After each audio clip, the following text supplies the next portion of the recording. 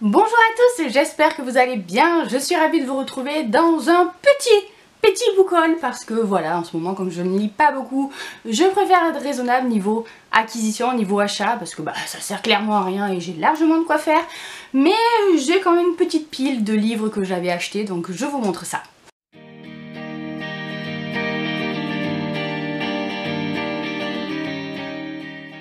Le premier, c'est un livre de Juliette Bonté, donc promis, on reste amis. J'aime bien cette auteure, elle a écrit un livre qui a été vraiment un coup de cœur. Comment c'est déjà? Ah, je me rappelle plus. Oui, elle avait écrit Tu fais quoi pour Noël, je t'évite, que j'avais juste adoré. Et là, on est sur une sorte, je pense, de comédie romantique où il y a 4 amis qui partagent une maison et chacun va avoir des petits soucis, j'imagine, ou bref. J'aime bien les histoires comme ça, d'amour, amitié, d'entraide, de petits clans comme ça. Ça me plaît, j'ai l'impression de regarder Friends, vous voyez. Donc si on part sur un truc un peu léger, un peu drôle, c'est ce que j'espère en tout cas, ça m'irait très bien. Ensuite, Baptiste Beaulieu, j'ai toujours pas lu cet auteur et pourtant j'ai un ou deux livres ou trois même dans ma pile à lire, c'est Celle qui l'attendait. Je crois que je l'ai vu passer sur la chaîne de Steph de Piketty Booking, ou je sais plus qui, ça m'a donné envie parce que ça a l'air vraiment mignon. On vous dit que c'est un petit conte plein de bonne humeur, une bouffée d'oxygène, etc.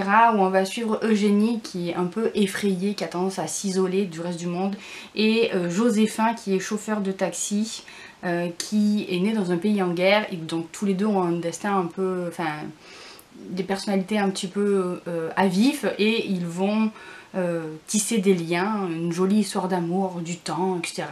Ça a l'air vraiment chouette, ça a l'air, j'espère, tout mignon, tout doux, et vous savez, le genre de lecture qui vous met du baume au cœur, donc j'espère que c'est ça. Si vous l'avez lu, dites-moi si c'est bien ça. En tout cas, il me disait bien. Les autres livres de Baptiste Beaulieu ont l'air hyper tristes, et en fait c'est pour ça que je les ai toujours pas lus, c'est parce que les livres tristes j'aime bien, mais seulement quand je suis vraiment dans le mood pour les lire, vous voyez. Du coup, je les ai toujours pas lus. Et là, je me dis que peut-être je découvrirai cet auteur avec celui-ci. On verra. Et évidemment, il me fallait continuer ma collection des Virginie Grimaldi. Donc j'ai pris Et que ne dure que les moments doux. C'est pas son dernier, hein, mais c'est moi le dernier que j'ai toujours pas lu, en tout cas. Ça va parler d'une femme qui vient de donner naissance à sa petite fille et pour qui c'est une grosse charge apparemment. Donc, je comprends. Et une autre qui voit ses enfants quitter le nid. Je sais pas trop si elles vont s'entraider, je sais pas trop si elles vont même se rencontrer. En tout cas, des destins de femmes, c'est Virginie Grimaldi. Moi, il m'en faut clairement pas plus. J'espère accrocher parce que j'avais moyennement aimé celui sur les personnes retraitées. Contrairement à la plupart des gens qui avaient beaucoup aimé, moi j'avais pas adhéré. Donc on verra. Je trouve que les romans de Virginie Grimaldi, ça dépend. C'est soit des petits coups de cœur, soit j'y adhère moyen. Donc ça passe ou ça casse, comme on dit. Ensuite, un achat qui a un rapport avec l'update lecture que je vous ai fait précédemment. C'est Enchantment of Ravens de Margaret Rogerson, donc celle qui avait écrit Sorcery of Thorn, que j'avais vraiment adoré.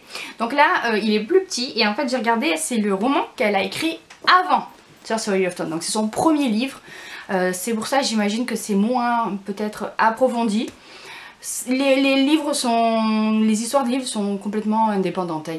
C'est pas des tomes, etc. Hein. C'est ce qui me plaît aussi dans le fait que ce sont des tomes uniques, donc c'est rare en fantasy, donc je trouve ça chouette. Et là on va vous parler d'Isobel, qui est une artiste peintre qui vit au pays des Fae, et le prince des Fae, Corneille, va lui demander de faire un portrait, mais tout ne va pas se passer comme prévu, j'imagine. Voilà, moi clairement je l'ai pris parce que c'est cet auteur et que j'ai adoré Sorcery of Thorn et que je me suis dit de la bonne fantasy, j'espère. Je suis pour, donc j'espère qu'il sera aussi bien, vu que c'est un premier roman, je sais pas. En tout cas, j'en attends vraiment beaucoup, donc j'espère ne pas être déçue de cette histoire. On passe aux lectures graphiques parce que bah oui, quand on n'a pas trop de temps, la facilité c'est de se tourner vers les graphiques. J'ai continué ma collection des Arte, là j'en suis, là j'ai le tome combien, 13, donc j'en suis au tome 14 qui est sur ma table de nuit. Donc voilà, je me suis acheté toute la collection au fur et à mesure. J'aime beaucoup cette héroïne, artiste peintre, là aussi, hein, dans le Florence des années de la Renaissance. c'est sympa, franchement c'est vraiment sympa. J'adhère un peu moins quand elle n'est pas à Florence même. Il y a une période comme ça où elle va voyager on va dire. Mais elle est hyper attachante cette héroïne. Et les petites choses qui lui arrivent, bah à chaque fois mine de rien c'est prenant. Il arrive toujours des misères mais c'est hyper prenant vous voyez. Donc j'aime beaucoup cette série de mangas. Franchement si vous ne la connaissez pas encore c'est vraiment un manga de qualité. Un achat en passant comme ça à Carrefour je crois, c'est Cœur cerise, le tome 1. Vous savez de Cassie Cassidy que j'ai lu il y a... J'en profite pour me mailler parce que j'ai chaud. Que j'ai lu il y a vraiment hyper longtemps. Il était à 1 € donc clairement j'ai pas trop réfléchi. J'ai toujours les autres petits tomes dans ma pile à lire. Je crois que j'ai j'ai 2, 3, 4, un truc comme ça. Du coup je me suis dit que bon, j'avais bien aimé. Franchement c'est de la bonne littérature jeunesse. C'est très jeunesse hein, mais... ça passait bien quoi, vous savez quand vous avez envie d'un petit truc sucré tout mignon. Mais comme je me rappelle pas du tout de l'histoire du premier tome, je me suis dit que peut-être un petit récap en BD ça pourrait le faire. Donc clairement à 1 €, comme je vous disais j'ai pas trop réfléchi, hop je l'ai mis dans le caddie. Et enfin j'ai acheté Pistouvi. Alors là je sais pas trop de quoi ça parle. Ça a l'air d'être hyper métaphorique. On va vous parler de... Vous voyez, on vous dit l'enfant ça devrait durer toujours. Une métaphore de la vie et de notre monde qui change inexorablement.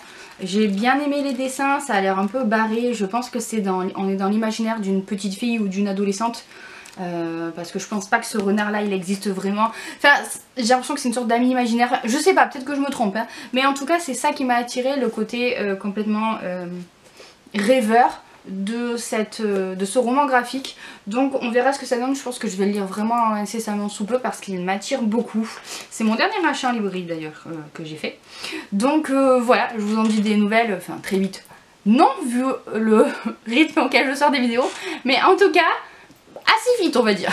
Voilà pour cette vidéo qui était somme toute assez courte, mais bon que voulez-vous hein, je ne vais pas acheter des livres juste pour faire des vidéos, faut pas déconner non plus. J'espère pouvoir lire ces romans pas dans 4 ans, 5 ans, hein, mais plutôt rapidement.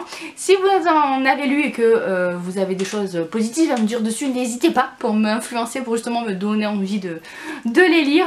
Et sur ce, moi je vais vous laisser, je vous fais plein de bisous, je vous souhaite de très bonnes lectures à venir et à bientôt dans une prochaine vidéo.